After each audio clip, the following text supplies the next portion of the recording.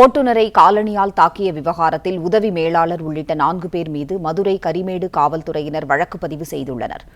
கூடுதல் தகவல்களை மதுரை செய்தியாளர் ராஜ்குமார் வழங்க கேட்கலாம். ராஜ்குமார், வணக்கம். கூடுதல் விவரம் என்ன, சொல்லுங்க.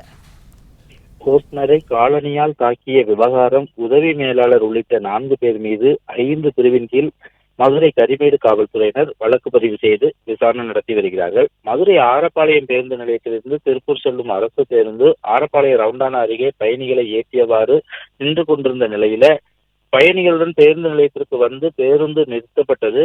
பேருந்தை எடுப்பதற்கு தாமதமான நிலையில் பேருந்தில் இருந்த பயணிகள் ஓட்டுநர் கணேசனிடம் ஏன் பேருந்து எடுக்கவில்லை என கேட்டபோது மேலாளர் கூறினால் மட்டுமே பேருந்து எடுக்க முடியும் என்று கூறினார்.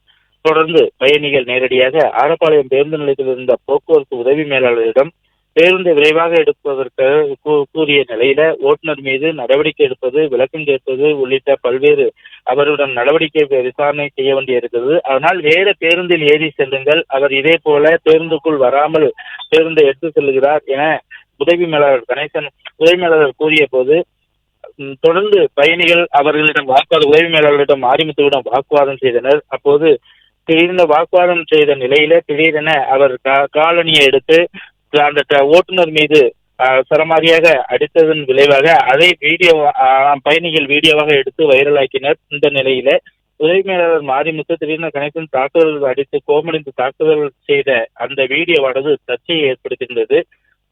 ஓட்டுநரை செருப்பால் அடித்த விவகாரத்தில் ஆரப்பாளையம் பேருந்து உதவி மேலாளர் மாரிமுத்துவை உடனடியாக தற்காலிக பணி நீக்கம் செய்து மதுரை மண்டல போக்குவரத்து நிர்வாக இயக்குநர் இளங்கோவன் நடவடிக்கை எடுத்தார்.